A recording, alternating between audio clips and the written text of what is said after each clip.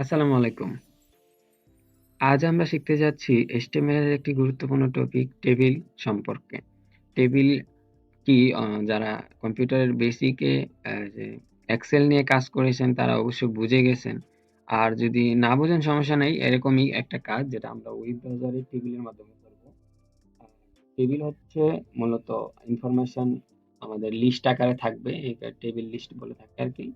So আ আমরা table তো আজকে শিখবই অবশ্য কিন্তু আজকে এর মধ্যে আমরা হালকা একটু সিএসএস ইউজ করব। সো এটা নিয়ে আপনারা প্যারা খাবেন না। তো এবার শুরু করা যাক।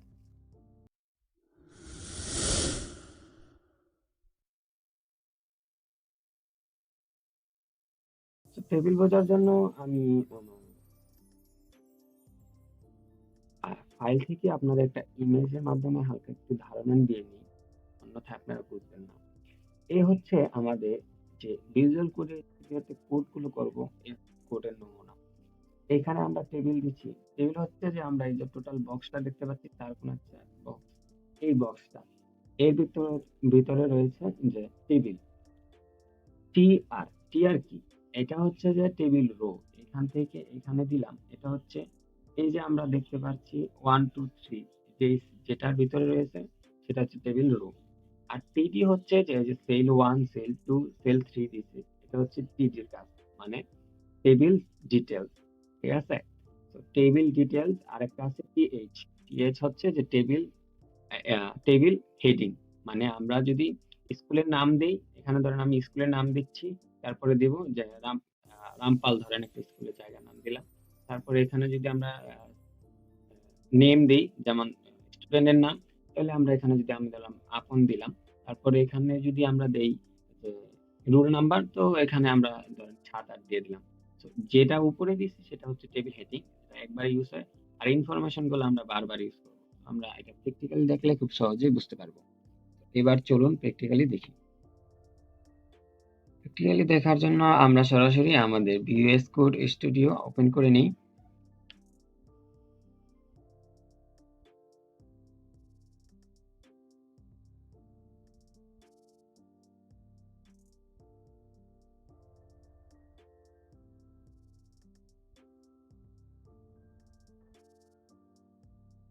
তো এই হচ্ছে আমাদের ভিএস কোড স্টুডিও। তো এর মাধ্যমে আমাদের যেটা করতে হবে, সবার আগে আমরা টেবিল ট্যাগ নিয়ে নেব। তো এর মধ্যে আমরা এটা নিলাম হচ্ছে আমাদের যে একটা বক্স হবে, এই বক্সটা নিলাম। এটা আমি ওই ইমেজে দেখিয়েছিলাম। তো এবার প্র্যাকটিক্যাল দেখবো। এবার আমাদের হচ্ছে টিআর, আমরা টেবিল এই যে যতটুকু জায়গা নিব, তো টিআর নিলাম।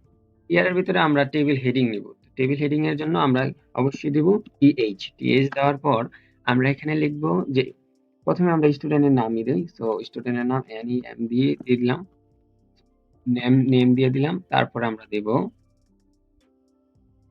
টিএইচ। এখানে আমরা দিব স্টুডেন্টের রোল নাম্বার। সো তারপরে আমরা দিব স্টুডেন্টের স্কুল নেম। টিএইচ দিয়ে আমরা স্কুল নেম দেব। তো স্কুল নেম আমরা বোঝানোর জন্য জাস্ট স্কুলই লিখলাম। এবার যদি এখন আমরা যদি দেখি, তাহলে আমরা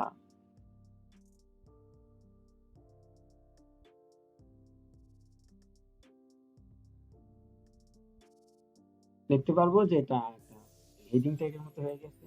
তো আমরা অনেকে বলতে পারেন যে এটা জাস্ট একটা হেডিং ট্যাগ হয়ে গেছে। তো আবার না ভাই, এটা হেডিং ট্যাগ না, এটা অনেক কাজ আছে। সো এখন আমরা যে হালকা সিএসএস এর কথা বলেছিলাম, সেই সিএসএস টা করি। সো কোনো প্যারা খাইন না, জাস্ট সিম্পল একটা স্টাইল ট্যাগ নিলাম, মানে এটা হচ্ছে ইন্টারনাল সিএসএস। সো এখানে এর মাধ্যমে আমরা যে টেবিল ট্যাগটা নিচ্ছি, টেবিল ট্যাগটা দিব, এখানে একটা কমা দিব। আপনি যা যা করছেন আপনি জাস্ট কপি করবেন, কোনো এটা নিয়ে প্যারা খাওয়ার কোনো দরকার নেই। তারপরে আমরা দিব যে টি আর দিতে হবে না, অবশ্য টেবিল রোর কোনো প্রয়োজন নেই। তারপরে আমরা দিব যে টিএইচ। আমরা টিএইচ দিলাম। এখানে আমরা এবার আমরা দিব বর্ডার। আমরা বর্ডার দিলাম, বর্ডার সলিড দিচ্ছি। সলিড বর্ডার কি, এগুলো সব সিএসএস আমরা সব শিখতে পারবো, সমস্যা নেই। আপাতত আমরা জাস্ট এটা দেখি। তো বর্ডার সলিড আমরা 1 px দিয়ে দিই, 1 পিক্সেল। আর এখানে আমরা একটা কালার দিয়ে দিই, আমরা রেড দিলাম। জাস্ট হয়ে গেছে। এবার যদি আমরা রেজাল্টটা দেখি, আমরা এবার আমরা রেজাল্টটা দেখলে আমরা দেখতে পারবো যে সম্পূর্ণ চেঞ্জ। দেখতে পাচ্ছি যে নেম রোল আলাদা আলাদা হয়ে গেছে। এইবার আমরা নেমের নিচে নাম দেব, রুলের নিচে রুল দেব, স্পেলিং দেবো। এটার কাজ হচ্ছে যে টেবিল ডিটেলস। আমরা ইনফরমেশন, আমরা হেডিং দিলাম, এখন আমরা ডিটেলস গুলো দেবো। ডিটেলস গুলো দেওয়ার জন্য আমাদের যে ট্যাগ গুলো একটা ইউজ করতে হবে সব একই। আমরা আরেকটা রো নিব আর এর ভিতরে আমরা দিব টেবিল ডিটেলস। টেবিল ডিটেলস দেওয়ার জন্য আমরা টিডি দিয়ে প্রকাশ করি। টিডি এন্টার করলে টেবিল ডিটেলস চলে আসবে। তো যেহেতু এটাও একই রকম শো করবে, সেই জন্য আমরা এটার হালকা একটু সিএসএস করে নেব। সিএসএস বলতে আমরা বর্ডার দিয়ে দিচ্ছি, এটা টিটি দিয়ে দিলাম।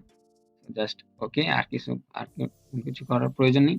তো এবার আমরা নাম দিয়ে দেবো। আমরা এখানে ৩টা প্রয়োজন, আমরা ৩টা নিয়ে নিই। নেমের নিচে আমরা নেম দিলাম যে RIYD। তারপর আমরা রুলের নিচে 07 রুল দিয়ে দিলাম। তারপর এখানে আমরা দেখব যে 07, তারপর আমরা এখানে দেখব স্কুলের নেম দিয়ে দিলাম। ধরেন রামপাল, স্কুলের নাম রামপাল দিয়ে দিলাম। শেষ। মানে অনেক মানে ইনফরমেশন। এবার আমরা যদি দেখি, তো আমরা দেখতে পাচ্ছি যে নেমের নিচে নেম কাজ করছে, রুলের নিচে রুল কাজ করছে। এভাবে আমরা অনেক স্টুডেন্টের একটা লিস্ট বা টেবিল তৈরি করতে পারি। এই হচ্ছে মূলত টেবিলের কাজ। এটা আমরা যখন আরো প্রজেক্ট নিয়ে কাজ করবো তখন এরকম টেবিলের অনেক প্রয়োজন হতে পারে, মানে বিভিন্ন ওয়েবসাইট আপনারা দেখতে পারেন। যখন আমরা রেজাল্ট জনিত ওয়েবসাইট দেখি যে কে কত নাম্বার পাইছে, কোন সাবজেক্টে কত নাম্বার পাইছে, এই যে এরকম টেবিল ওখানে কাজ করে। যাই হোক, আশা করি বুঝতে পেরেছেন। আজ এই পর্যন্তই, দেখা হবে পরবর্তী ভিডিওতে।